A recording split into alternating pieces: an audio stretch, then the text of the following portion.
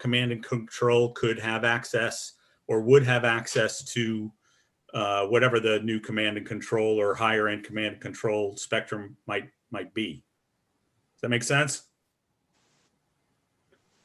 I think it does, and the way I'll paraphrase the question is there really a risk-based way to look at the spectrum use and where it applies to an operation?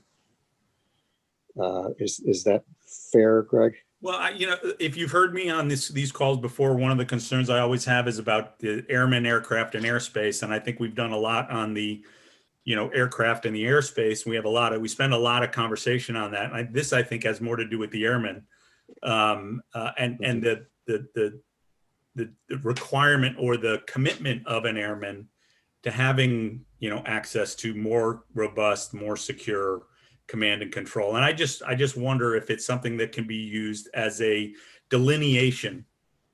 If access to spectrum or spectrum could be used as a delineating factor between, say, a hobbyist and a more robust or more commercial use of drones in the national airspace. I think, in my own mind, I think it would actually add potentially some counter drone capabilities as well. I appreciate the question, Greg. From the safety side of things, the architecture trade is there for industry to make, and part of what has to be considered is link reliability, and spectrum protection is relevant to link reliability, right?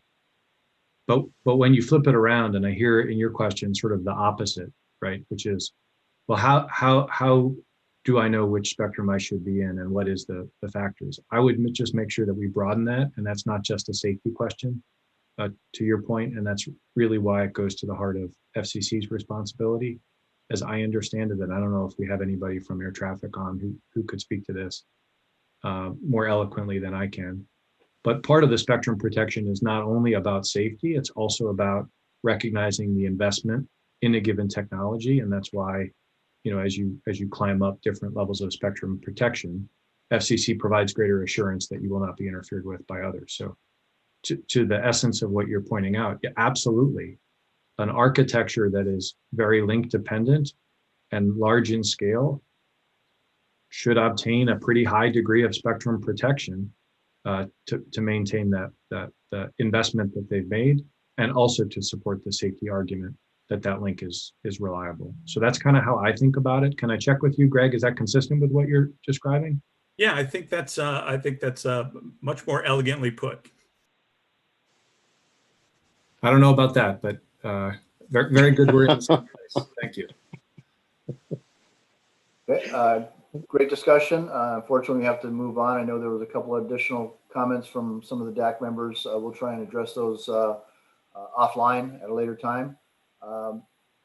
Like right now, I'd like to move on to the next agenda item. So we're going to turn it back over to Bruce and Mike for Task Group 8. Okay, so we're gonna flip the order here, and Bruce will lead this one, and I'll chime in where we feel necessary here. But thank you all. I mean, that was a fantastic discussion we just had on the last recommendation set. Bruce, over to you. All right, thank you. So I'll walk through Task Group 8 FAA response, and as we did with the BVLOS, I'll go through the material first, and then we'll stop and take any questions and discussions that the DAC wants to take. Before I go into it, I just really want to express appreciation again for the work of Task Group 8. A lot of effort went into what Task Group 8 defined. We don't have a recap of it, so I just want to verbally sort of recognize and remind everyone what the Task Group 8 accomplished before we go into sort of the FAA response piece. One of the most critical, and this group knows this very well already, one of the most critical components to widespread adoption of unmanned aircraft is the effective management of safety. The continued growth of the industry is dependent on that industry being safe, so that the public and society at large doesn't hold their hand up and then say, stop, this isn't headed in the right direction. And the core of that really rests very much on the safety culture. And you all did a phenomenal job. The task group identified 5 common tenets of a safety culture, which were used as the framework for the entire activity. Number 1, safety ownership. The fact that an organization that's involved in aviation takes ownership of their responsibility for safety and understands and appreciates their responsibility. Number 2, organizational values, which is within the organization, the ability of the organization to have a common culture, a safety culture, where safety is valued throughout the workforce and in all of the activities, decisions, et cetera. Number 3, a learning culture.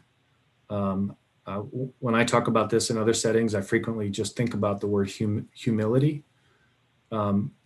We can't be successful in a safety management context if we don't recognize there are things we don't know, other people have more to bring to the table, there are things we have yet to learn. And a learning culture really embraces a continuous improvement, open mindset that says, what am I missing? What can I learn? What can I do better tomorrow? Number 4, a system-wide approach. This came up in our BVLOS discussions as well. Safety doesn't work very well when you cut it up in little pieces, because the risk shows up in the cracks between the pieces. And so you all identified as a 4th key tenet, this mindset of taking a system-wide approach. And 5th, and I would argue most importantly, the 5th tenet that you identified was trust. In safety culture more broadly, we frequently talk about just culture.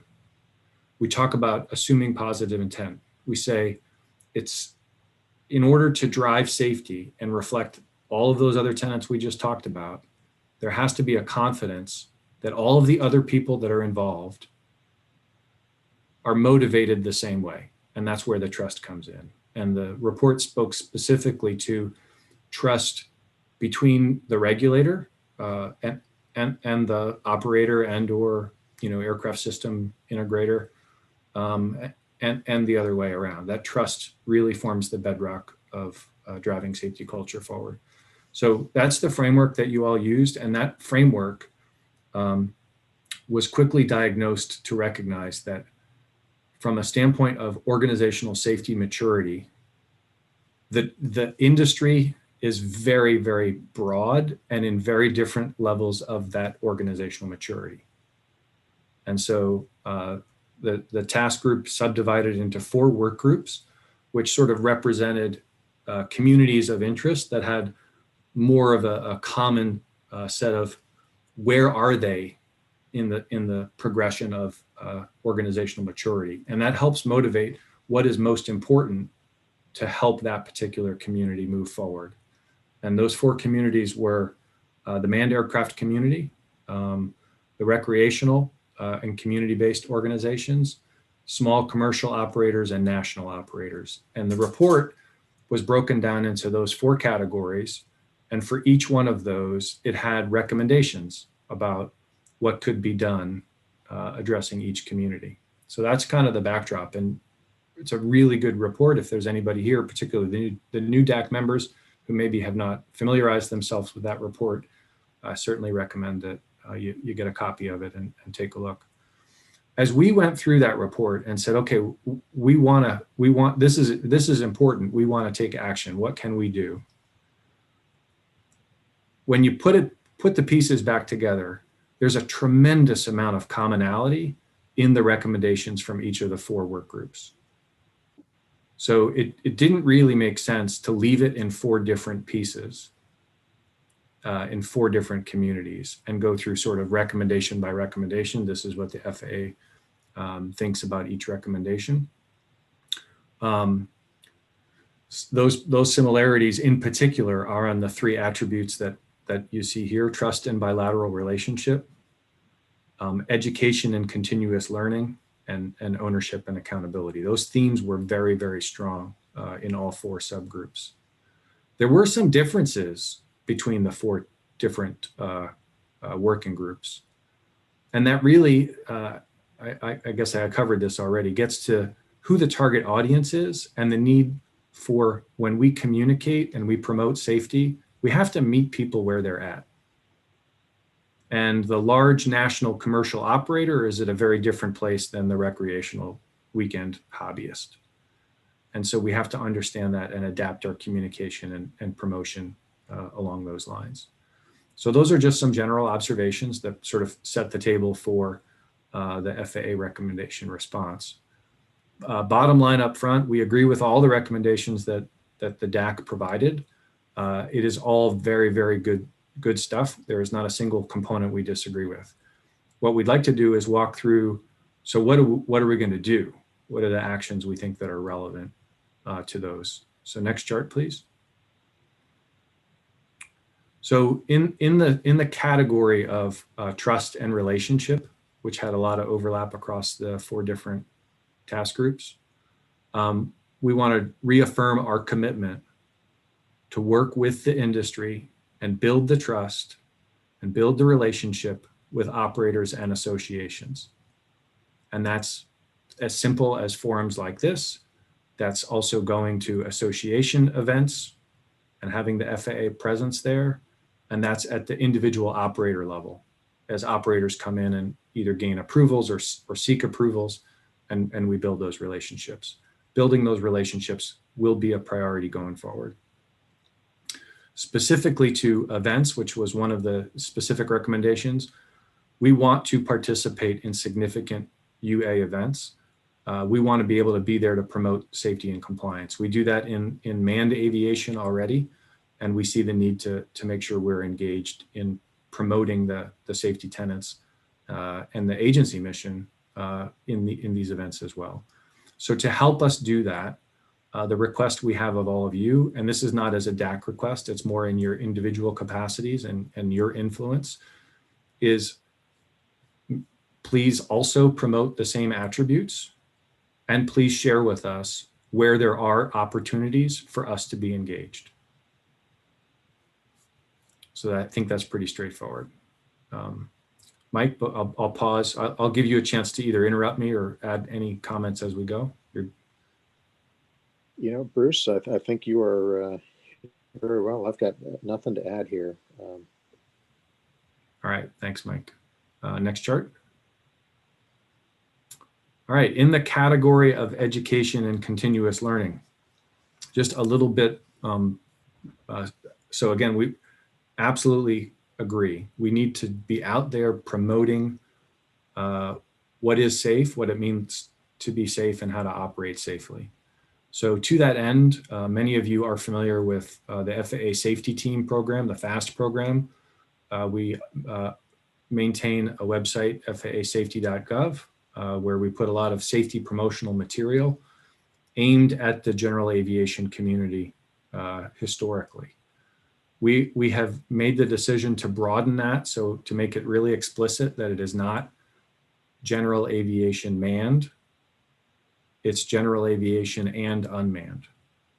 And this year we've added 4 specific program goals to the FAST program that are specific to unmanned aircraft, so that our workforce that's engaged in the FAA safety mission and also the industry partners are helping us promote safety.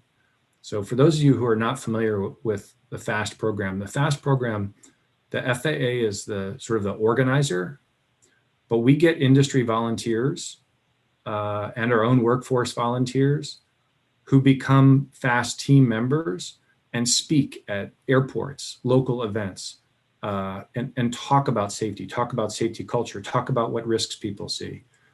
So within the FAST program, we have drone pros who are volunteers who want to play that role. So if you have a passion for unmanned aircraft and you have a passion for safety, please sign up to be a drone pro.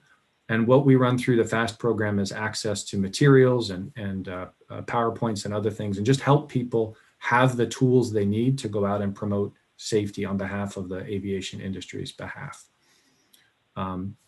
So those are some of the steps that we are taking, which are aligned to the DAC recommendations on being more proactive in our safety campaign here. We're also using our social media platforms to reach unmanned aircraft operators who otherwise might not follow our normal channels. Drone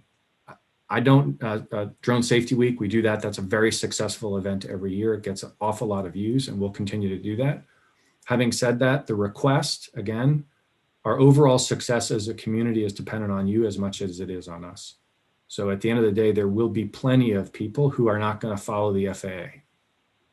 They may follow some of you, and they may follow your colleagues in industry. So you also have a platform and you have a voice, and please help advocate for all of the same safety principles that are recommended and talked about in that report, just as we do. So that's the request here on education and continuous learning.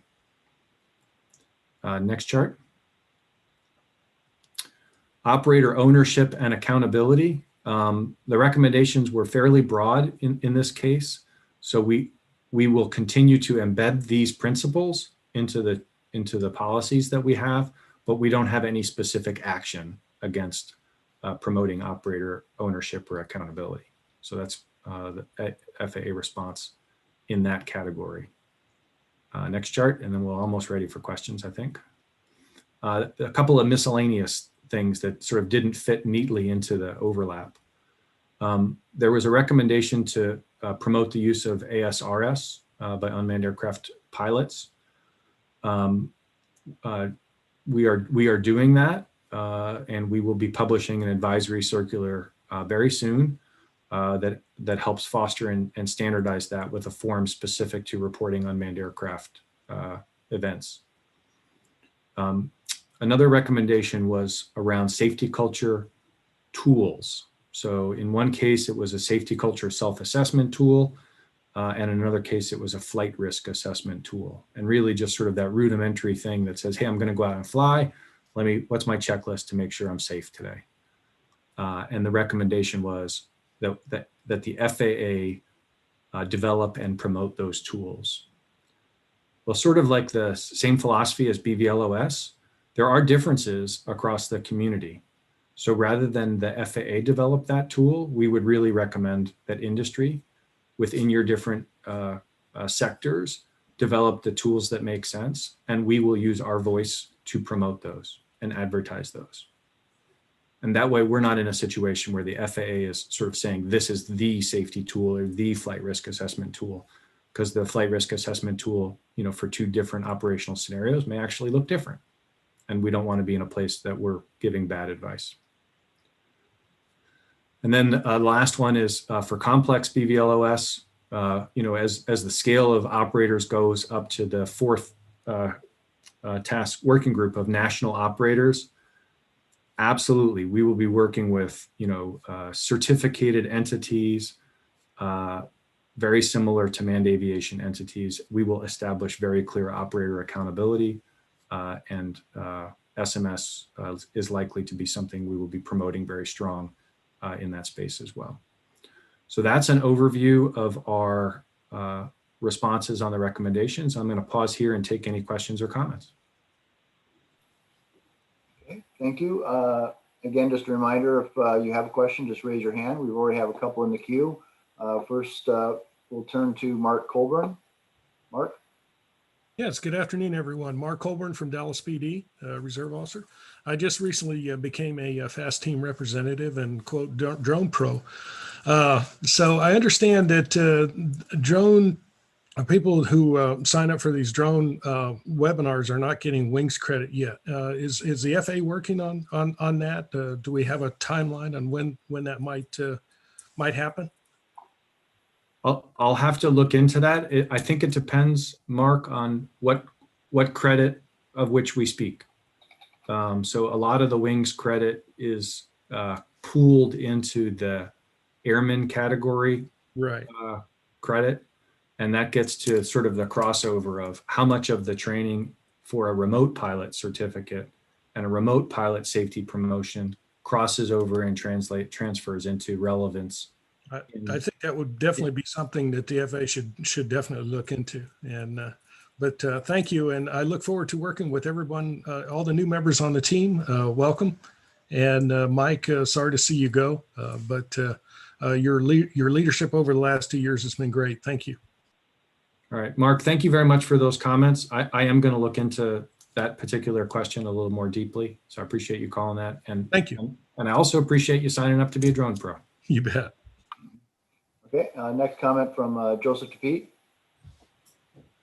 Yeah, good afternoon, everyone. Good to see you again, Bruce and Mike. You laid that out perfectly and you hit all the high points. You know, I just wanted to offer a little perspective and go back just a second, because there's some people I really want to thank here. You know, when the Airline Pilots Association, you know, representing over 59,000 pilots at 35 airlines in the US and Canada, you know, we're a big supporter of the US community in terms of the socio and economic contributions that it makes to society, in terms of, you know, it's both the effect it has on our lives and the conveniences, but also it is life-saving technology in many cases.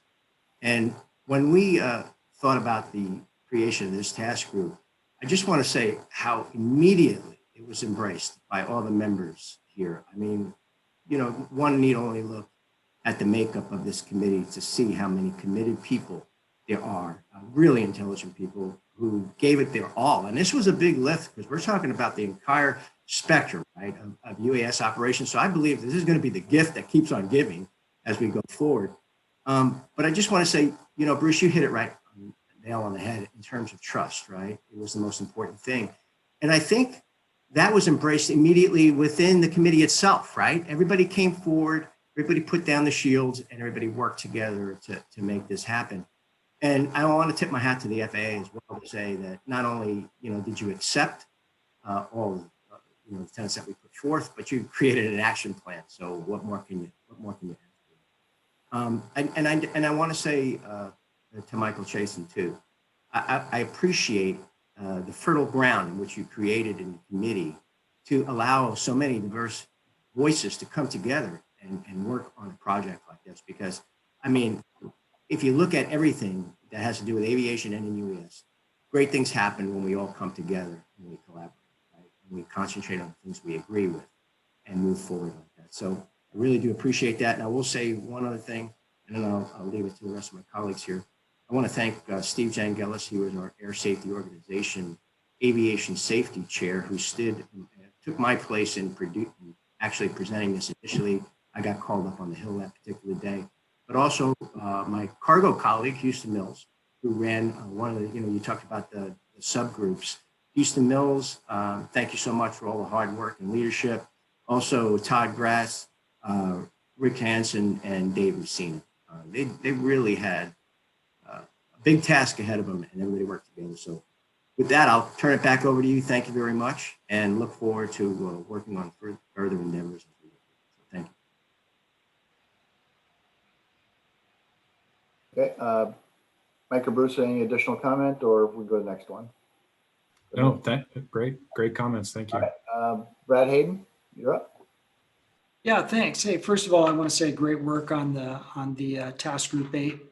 Excellent job. I was very impressed with your findings and your recommendations, and also I want to applaud the FAA's responses to this task group recommendations. I think it's very accurate and very reasonable what the approach that you're taking, especially implementing safety culture across all 4 groups. I think is very important. In traditional aviation, we certainly don't delineate between, you know, one type of flyer to another type of flyer. Safety is baked into our culture. And I think there's a great opportunity as industry associations for us to be able to convey this. And what I want everybody to be aware of is that there's a lot of great work being done within traditional aviation groups already. I work, for example, on the National Business Aviation Association committee. Christian Ramsey, who's on this committee, is also on that committee over at MBAA with us as well. We're building safety management materials specifically for this audience. I work with Mr. Colburn over at Helicopter Association International, and we're doing great work over there. And also, we're seeing some interesting stuff come out of Gamma now as they're starting to prepare for how to address this new market specifically from a safety standpoint. And what I would ask maybe of the FAA at this point is it would be, I think, advantageous if we could have maybe at least a roundtable at some point, maybe hosted by the FAA for all these industry associations coming from the traditional aerospace side. I would also include, obviously AUVSI and the other key players within the unmanned space, so that we can, if anything, just share best practices, what we're doing, what materials are available, and how we can continue to develop new materials either collectively or at least see what the other ones are doing that's being very effective. So thank you for the opportunity to be here today, and I appreciate seeing more recommendations come out of the FAA on this topic.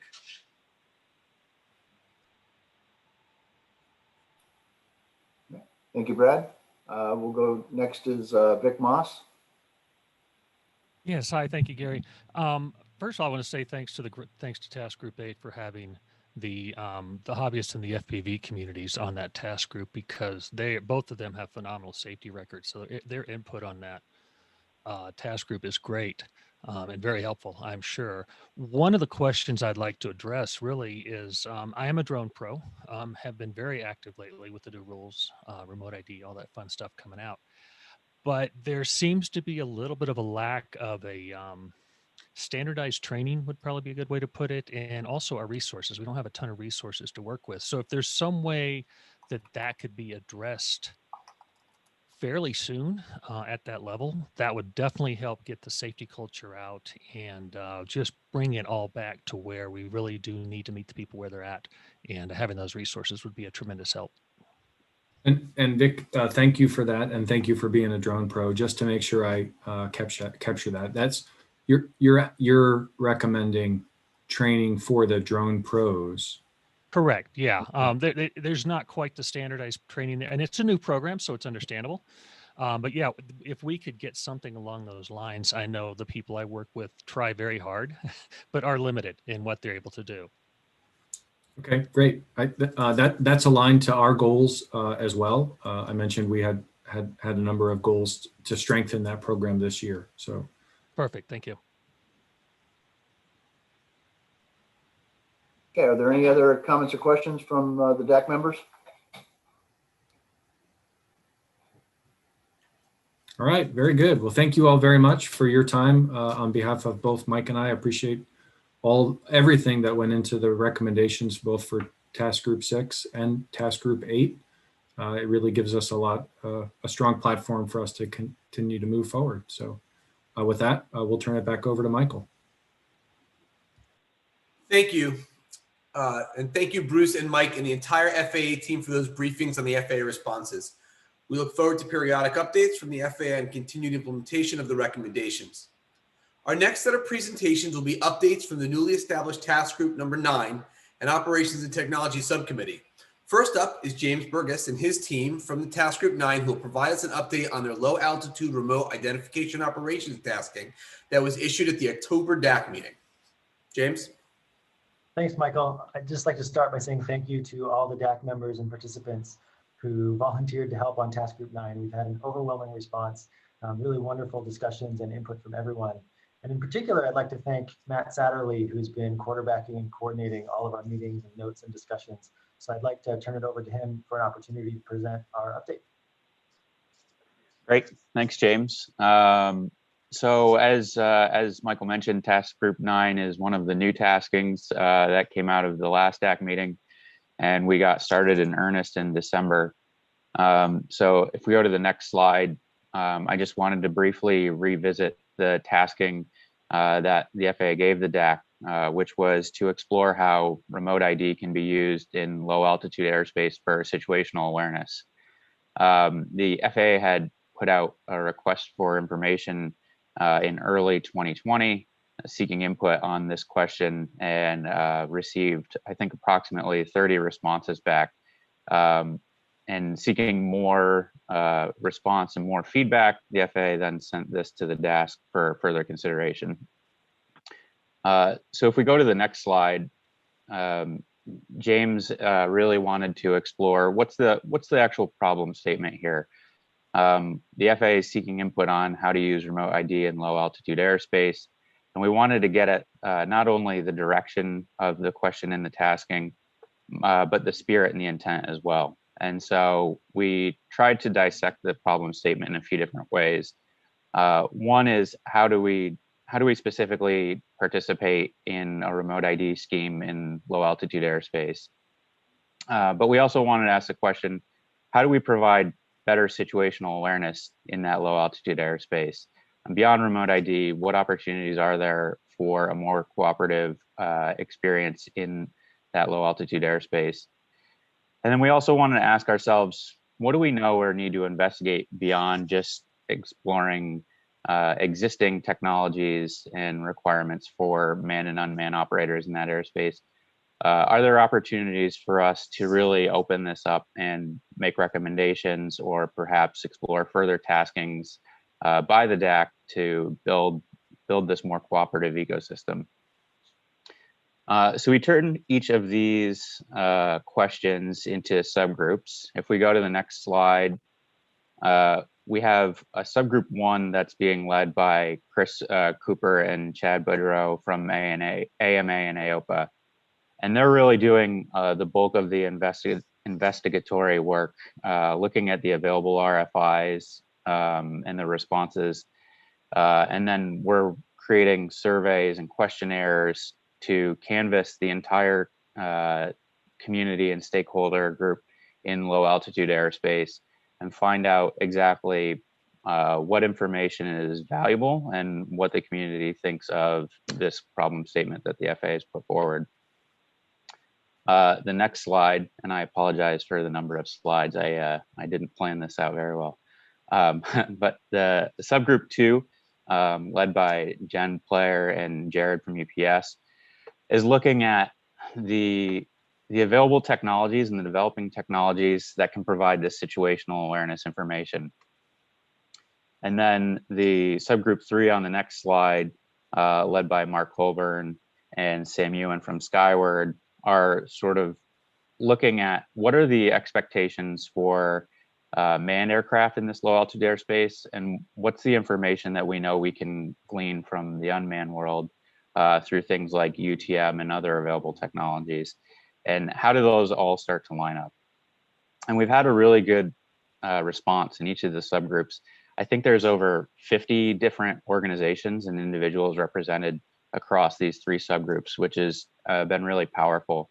And I want to take a second to sort of acknowledge the fact that a lot of the taskings we've seen at the DAC so far are primarily motivated around how do we integrate unmanned aircraft into the airspace. But I've really enjoyed the discussions across these subgroups, because it's really taking a look at how is this a shared airspace and how is this a shared experience. And we have representation from all over the manned and unmanned world, and it's been really fruitful so far. So on the next slide, I wanted to start touching on each of the work in the subgroups and where we'll be going from here.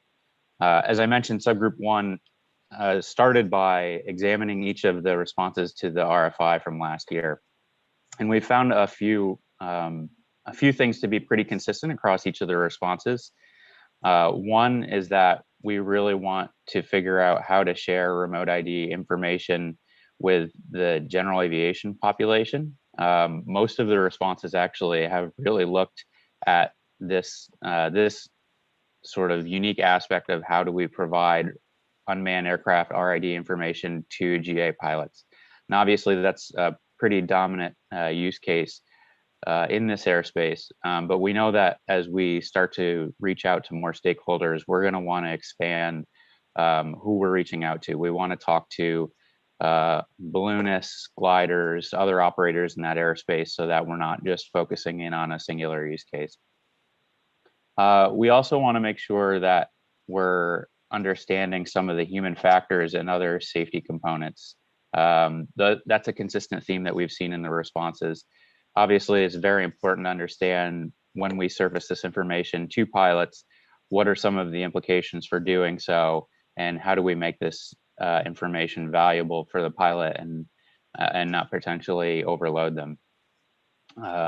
So really good group, subgroup 1 effort so far. We're starting to learn a lot about the different ways that people understand this problem, and that really will help us to start providing feedback to the FAA. So thanks again to Chad and Chris for the work on subgroup 1. On the next slide, subgroup 2 is exploring the existing technologies that provide situational awareness in this airspace. The chart you see here is very, very high level. Jen and Jared have actually produced a very rich and informative matrix with much more information than we have here. I tried to pull it up a level, and I don't mean to do any injustice to the work that subgroup 2 has done. But this gives you a little bit of a flavor for the types of technologies that are available and that we're talking about in subgroup 2. You'll see here that there are obviously many different ways and installations for ADS-B or remote identification that go beyond what's in this chart here. And we recognize that, but for the purposes of today's meeting, we tried to pull it up to a pretty high level. And what I think we're seeing here is that there's a lot of technologies that can really speak to the problem of providing greater situational awareness in low altitude airspace. And it may not be that there's one technology or one proven way where we get at this problem, but we actually might use a combination of these technologies to provide greater situational awareness. And we think that across different use cases and ConOps, we can create a better and clearer picture of that low altitude airspace. So thanks again to Jen and Jared for all of your time and work here in subgroup 2. On the next slide, in subgroup 3, we really wanted to look at the availability of information across the manned requirements, what we know manned aircraft will provide in low altitude airspace, and then to understand how that intersects with the information that we can get from unmanned aircraft and through things like UTM. And we're trying to line up each of those sort of information packages, if you will, and see where they overlap. And what's coming forward really is a pattern of a lot of information that can actually provide more information, more green airspace, if you will, so that we can actually share this information effectively across all the different stakeholders in low altitude airspace. And so led by Mark Colburn and Sam Ewan, they're exploring 3 areas where we take things that are in development by leaning on the FAA's UTM ConOps and other publications to be able to maximize the effectiveness of this data in low altitude airspace and still try to avoid mandates to the manned population. And so we're looking at information flows, things like notify and fly, or a super Lance-like experience where unmanned aircraft can volunteer information to manned pilots. We're also looking at all of the different sources of data that are available. We want to be able to integrate multiple data feeds, which includes remote ID information, possible available sources such as SWIM to provide better situational awareness, and then consider mechanisms for identifying all aircraft, which can be both cooperative and uncooperative. And we think that by layering all of those different types of information, we actually will be able to come up with a system that provides a richer experience in that low altitude airspace. If we move to the next slide, just kind of wanted to recap where we are. Obviously, we've been meeting for 3 months since the last DAC meeting, and I think that we've done a tremendous amount of work. We've really started to compile the information that's necessary to tackle this problem statement. We've got a lot of different perspectives. We've done a considerable amount of outreach. And so we want to spend the next couple of months before the next DAC meeting trying to make sense of that information, to be able to trend that information in a way that can provide useful recommendations back to the DAC, as well as recommendations for how we might consider future taskings to augment this topic. So that is a very brief recap of the work we've done in subgroup 1, and happy to take some questions from the group here.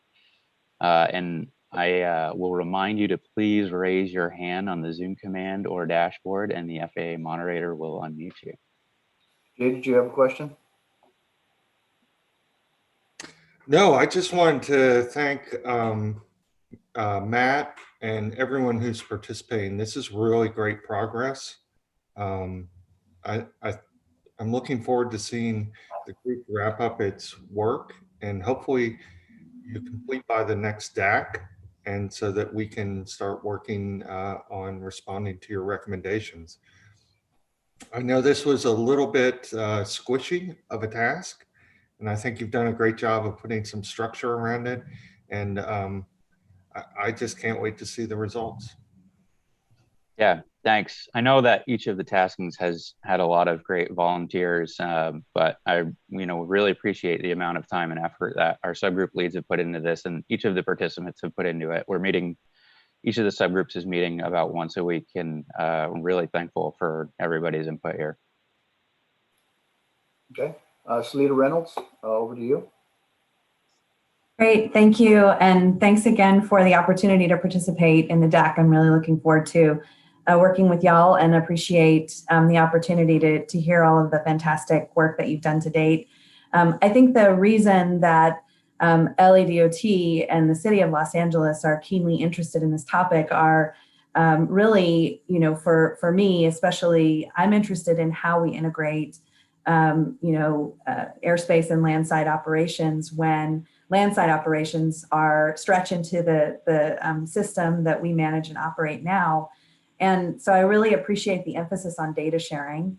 And I just want to put forward that the complexity of the conditions in low altitude airspace in a city like Los Angeles, they really cover a broad range of things. And we're spending quite a bit of time here considering what is the best way for us to communicate what's going on the ground and how it might impact low altitude airspace at scale and in real time. So as you're considering those data sources and how to integrate them into the operations, we'd love to participate and sort of share some of the methods we've been playing around with, the ideas we have, and sort of how we think there could be a really great opportunity to improve the operations, and especially with an eye on how do we integrate that system of systems with the system of systems on the ground. Yeah, well, that'd be great, and appreciate your volunteering. I'll make sure we reach out after this. I think to your point, we're finding that there is a compelling amount of information that's available, and it may not be a situation where we have to over-engineer a solution, but just recognize the amount of information that's available to each of the operators in this airspace and try to line it up. So I think that will be a really useful perspective. Thank you. We have a comment or question from Bob Brock. Just really quickly, I want to thank Matt for leading this task group. This has been one of the more interesting task groups that we've, as the state of Kansas, participated in, partially because of the conversations that Matt was describing. As we look at the U.S. becoming a global, or remaining a global leader, if we're going to stay a global leader in the aviation industry, this task group really brought out that it's going to be really critical for us to stay ahead of these cutting edge technologies and take a look at those issues that are in the conversations that have to happen as all of us start looking at advanced air mobility and some of these other bigger issues that these DAC and some of these other efforts that we're doing through and with, for, and through the FAA really truly are leading into a whole new industry. And so Matt, this was not an easy task group to wrangle, and especially with the broad area of effort that you had to cover. So thanks for providing that leadership. It's been highly successful.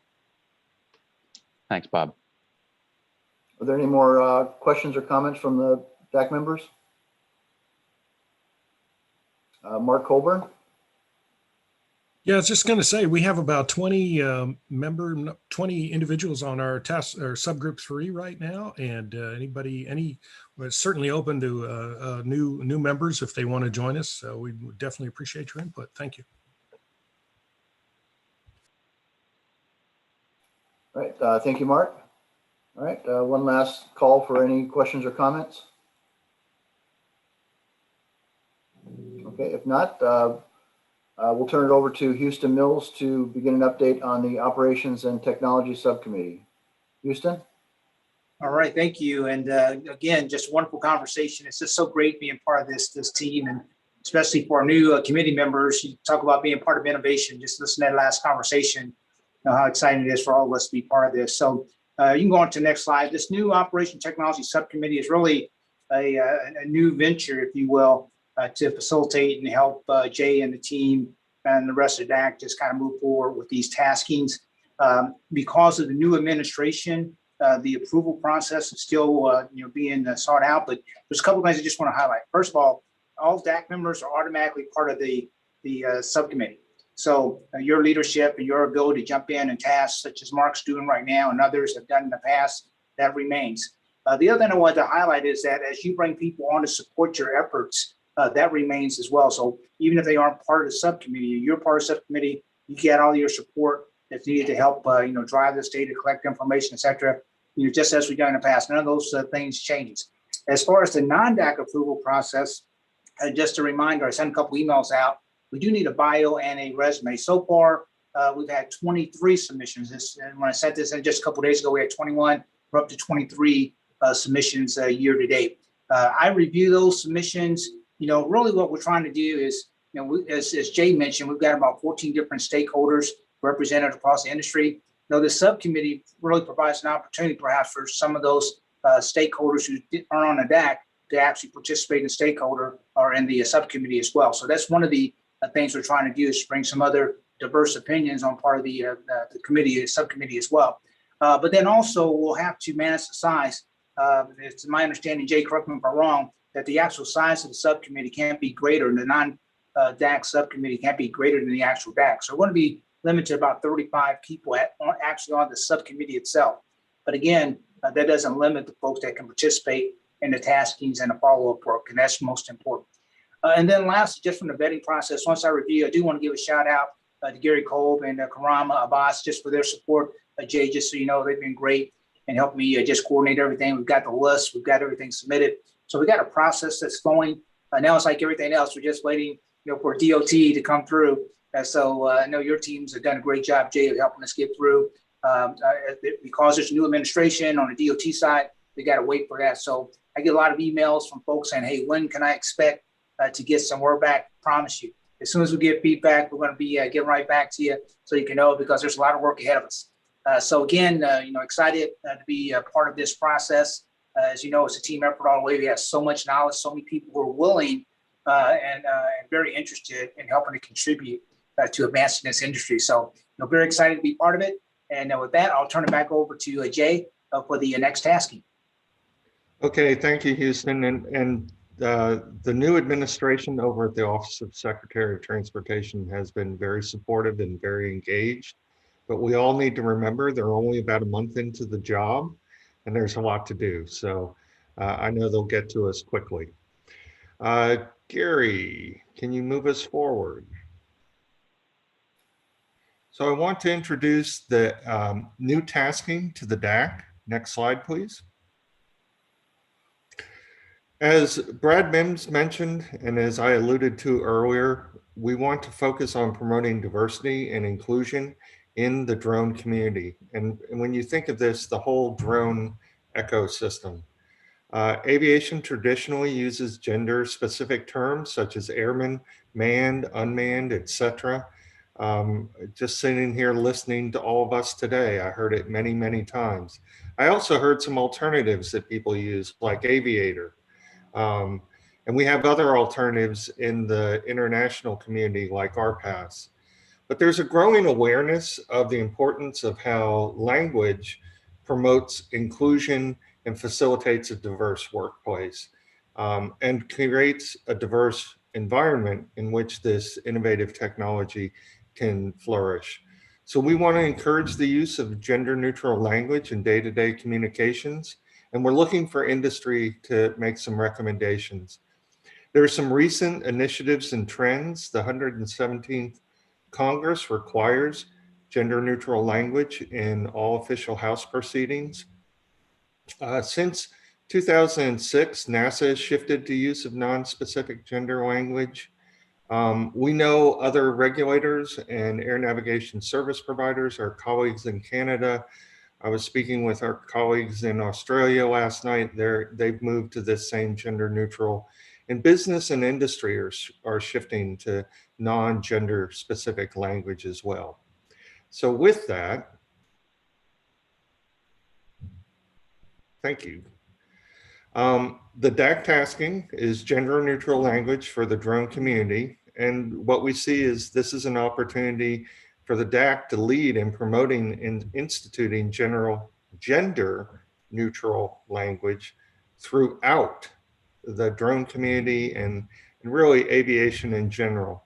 Specifically, the tasking is to ask the DAC to develop recommendations for gender neutral language as an alternative to the gender specific terms currently used in the drone industry and the aviation community. We'd like the DAC to take the lead in facilitating the adoption of gender neutral language throughout the drone community and provide recommendations that organizations across the industry and the community can implement. Next slide, please.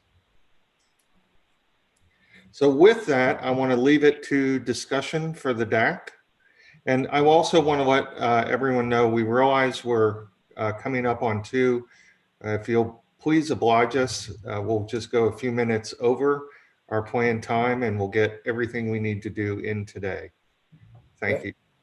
All right, first up, Trish Gilbert. Thank you, Gary. I appreciate the time. Well, you had me at hello on this one. I also sit on the Women in Aviation Advisory Board for the DOT, and it is a discussion item there. I also sit on the RPAS panel at ICAO and is being discussed there. So it is, it's not a small thing, and it may seem like that to some that have been in industry for quite a while.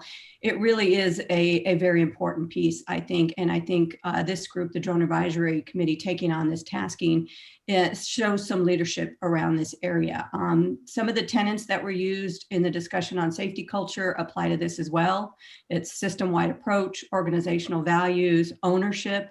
I think all of these play very much into this tasking, and I'm very excited to see this has been presented to the Drone Advisory Committee. So thank you. You're welcome. Thank you, Trish. David Carbon, you're up. Yeah, hey, I just want to thank everybody. It's quite an honor being on the Drone Advisory Committee. I want to let Michael know that the only reason I'm wearing a tie is I bought it for a wedding that was cancelled because of COVID. And this is the first opportunity I've had to wear it. Hey, Jay, thanks for your comment on this and all the people that put together subcommittees. It was really fascinating and agree with what's being said. In regards to the gender neutral language, I don't think we want to encourage it. I think we want to demand it. And to all the men out there that are rolling their eyes and saying this is political correctness gone mad, it's not. 52% of the world's community are women. And so if you represent only 48% of them in your language, you exclude them by nature.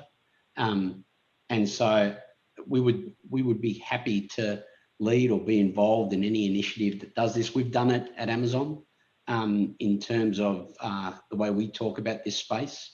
And I've personally encouraged it on the Flight Safety Committee. And we need to demand this change. So if you're rolling your eyes out there, stop. Get with the program. This, you know, I've got daughters and I expect that they're represented equally as per anyone else. So we're happy to be involved and happy to support. So thank you, Jay, for bringing it up, but let's demand it, not encourage it. Thank you. Okay, Joseph DePete. Yeah, I'm going to second what Trish said and also David and go on record and say that I'm the first ALPA president. Back in 2019, I created a presidential committee for diversity and inclusion. When I tell you it has been the most well-received, it was like a floodgate. And you're right, David, there were a couple of dinosaurs out there, right? But this is just something we just had to do.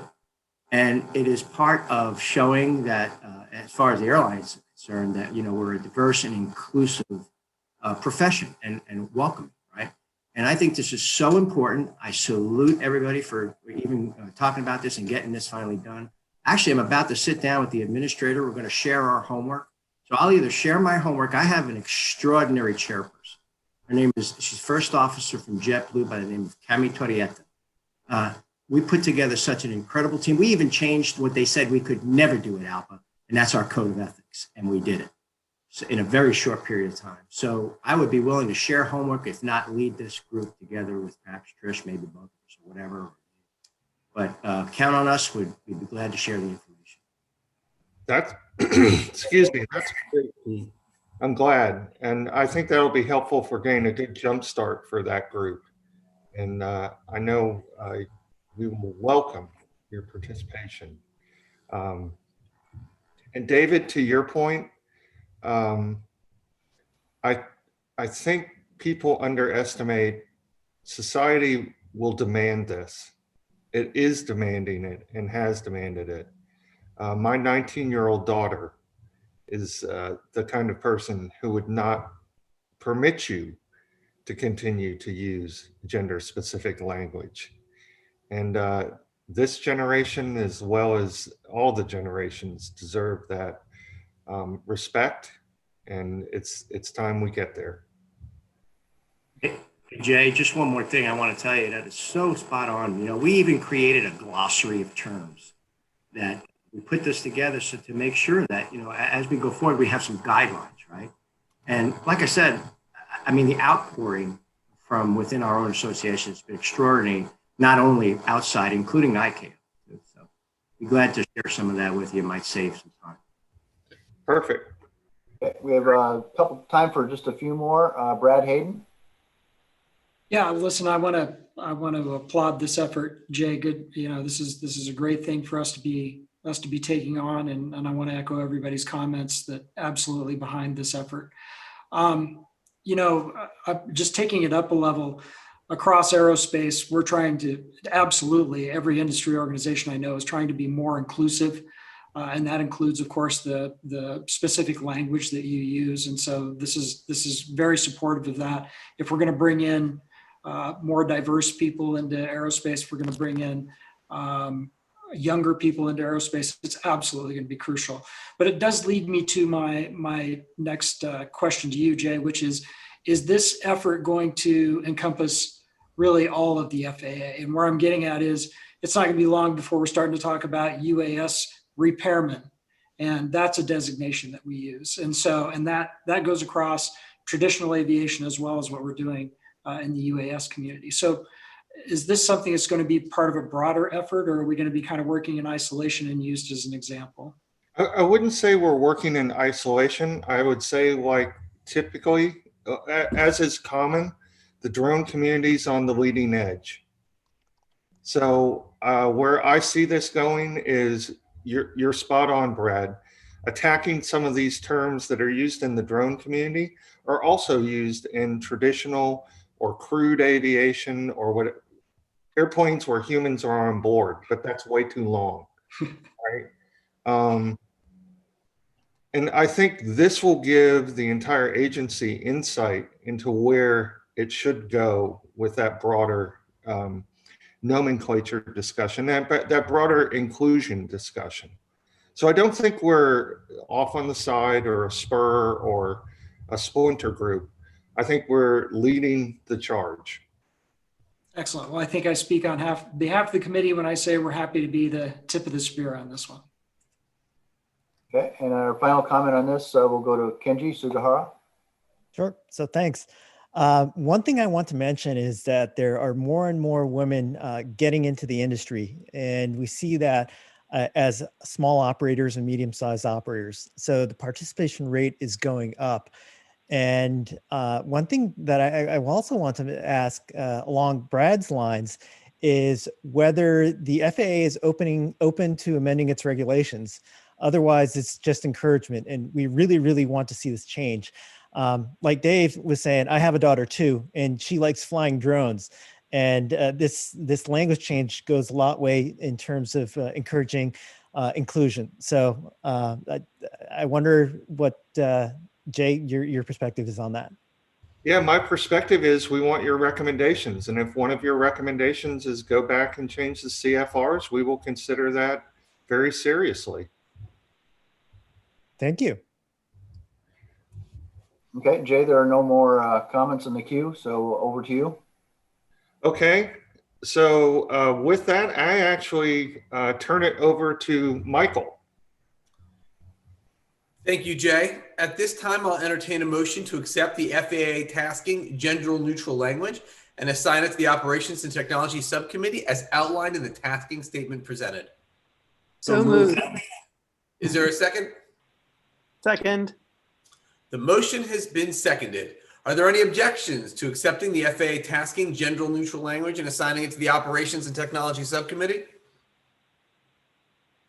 Hearing no objections, the motion to accept the FAA tasking gender neutral language is approved. We have one final agenda item, and that is an opportunity for the DAC members to present any new business items or to recommend any future meeting agenda topics. Are there any DAC members at this time that wish to present new business items? We have a comment from Jaewon Shin. Yes, hi. It's really a great honor to join the DAC, and very happy to see many colleagues and friends. Thank for the opportunity. I just have one suggestion. It's just for consideration that the DAC has been, as we all know, and we all are thankful that it has been doing a great job. And as we all know, that advanced air mobility, including UAM community, is really rapidly growing. So I'll be happy to offer the coordination, broader participation and coordination of the AAM community that is not present at the DAC at the moment. So it's just something I just want to offer for consideration on the FAA side. Thank you, Jaewon. And I don't know exactly what form we will take you up on that offer, but we will definitely take you up on that offer. We've got a number of inquiries about clarifying the scope and making sure that this FACA in turn becomes a place where you can bring advanced air mobility or urban air mobility questions and tasking. Excuse me, I think we're already considering some tasking in this area. So we will take you up on that offer. I just don't know exactly how yet. Yeah, we'll also think about it. Okay. Come up with a good working idea. Thank you. You bet. Okay, next up we have a comment from Kenji Sugahara. All right. So you knew you were going to be in trouble when you got me on the. I was selected to the DAC, but I want to make one mention. When there's additional openings on the Drone Advisory Committee, I strongly urge the FAA and DOT to look at bringing on a hobbyist or an FPV representative. So I just wanted to plant that seed in your head as you go forward. Thank you. Yep. Kenji, I hear you. Bringing on you and Vic, excuse me, allowed us to expand kind of the small operator role. And we constantly look at how to balance representation on the DAC. This time, I'm certain we will have additional opportunities, and I will be in consultation with the administrator and the deputy administrator and the office of the secretary to ensure we get the right balance. But well noted, and we are trying to make sure that we connect better with that community through the DAC. And so absolutely hear you. Thank you. I really, really appreciate it. And I know the hobbyists and the FPV community really appreciate those words. So thank you. Thanks. Right, we have another comment from Jazz Banga. Hey folks, we'll have 7 citywide remote ID alpha testing trials going on in the US this year. So 7 different cities with receivers for a variety of signals from drones and different manufacturers. Any of the drone manufacturers or any of the teams that want to participate in some of these trials, these are citywide receivers that can detect drone flights. Please reach out to me. I'll shoot my email into the chat box. Okay, thanks. All right, we have another hand raised by Salita Reynolds. Yeah, thank you. I wanted to raise just a couple things. One, on behalf of my colleagues at the Los Angeles World Airports, a desire to continue to explore drone detection technology and more clarity or immediacy around how airports can resolve those issues if and when they do detect drones in and around their property. And I know there's pilots underway, but I think there's also a desire to maybe round out that discussion and explore it in the context of the DAC.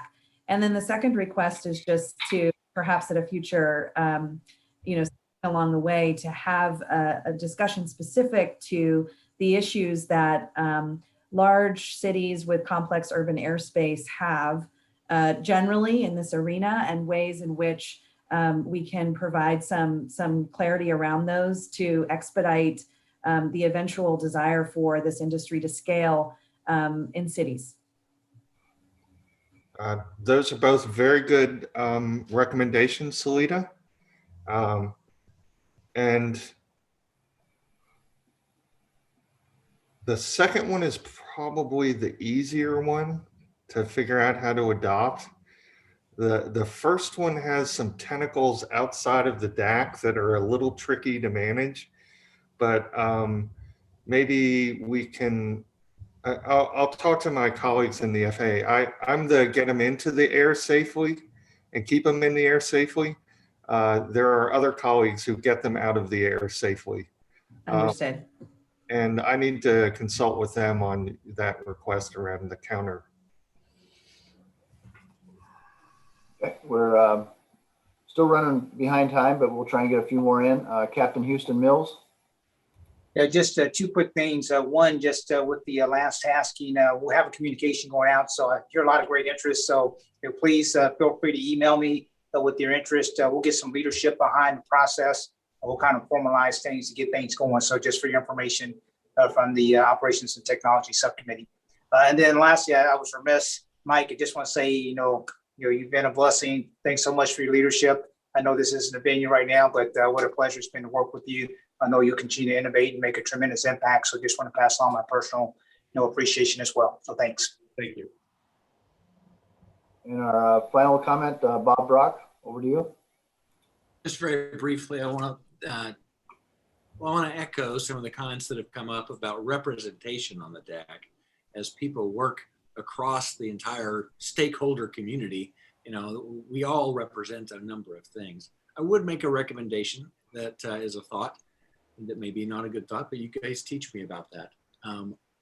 My thought is, why don't we evaluate who's on the DAC now and the number of equities and perspectives that are represented currently that may or may not have a singular dedicated focus, but multiple focuses.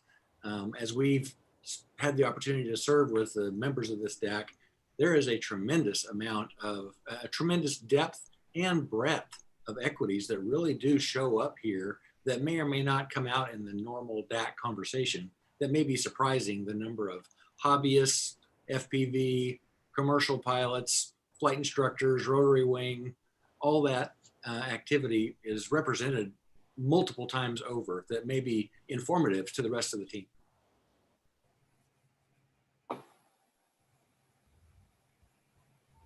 That almost sounds like something the DAC could do without a tasking, by just talking to each other. But I would be grateful to have a cataloging of all of that. So we can look into that, Jay. There are no other hands raised. So Michael, I will turn it back over to you. Terrific. If there are no other items to discuss, I'd like to turn it over to our designated federal officer, Jay, for his closing remarks. Well, we've run long, so I'm going to be brief. The first thing I want to do is I want to thank all of those who are behind the Zoom and behind the camera who make this work. There are many more people than you see here on camera who make this work and make it work pretty well. So I want to thank all of those folks. I also want to thank the DAC members. Again, welcome the new DAC members, and thank all of those who volunteered to bring the important information here today on both the DAC side and the FAA side. And then finally, I just want to say, Michael, I knew we picked the right DAC chairman when we picked you. I knew it. We were sitting around and we're like, who do we need to get some energy in here. This stodgy industry needs a little oomph. And you were perfect. You were spot on. I love the way you recapped all of the success the DAC has had under your leadership. It really wouldn't have happened without you. Thank you very much, sir. It has been an honor to serve as a minion under you, and now for one meeting as your DFO. So over to you, sir. Well, thank you to everyone who participated in making this DAC meeting so successful, including Jay, Gary, Liz, Krem, and everyone at the FAA, our DAC members, and my personal advisor, Diana Cooper.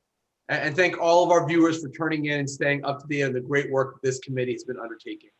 As I mentioned earlier, it's been my honor to serve as chairman over the last 2 years, and I'm proud of everything we have accomplished together. Please stay in touch. I would definitely love to continue the great relationships I've made here at the DAC and throughout the industry. I'm very, very proud of all the work we've done together, and I know this committee will continue to take on important challenges, and I wish all of you continued success. And with that, I want to say that I'm looking forward to just observing the next meeting, tentatively scheduled for June 2021. And with that, do I have a motion to adjourn the DAC meeting? So moved. Is there a second? Seconded. The motion to adjourn has been seconded. Are there any objections to adjourning today's DAC meeting? Hearing no objections, the motion to adjourn is approved. This DAC meeting, and my reign as chairman, has ended. Thank you, everyone. Have a good day. And Michael. Cheers. Thank you. Thanks, Michael. Great job. Thank you, everyone. Thank you, Michael. Thanks. Thank you, Michael. Bye. It really means for those that didn't. Thank you, Thanks, Mike. Mike. See you around.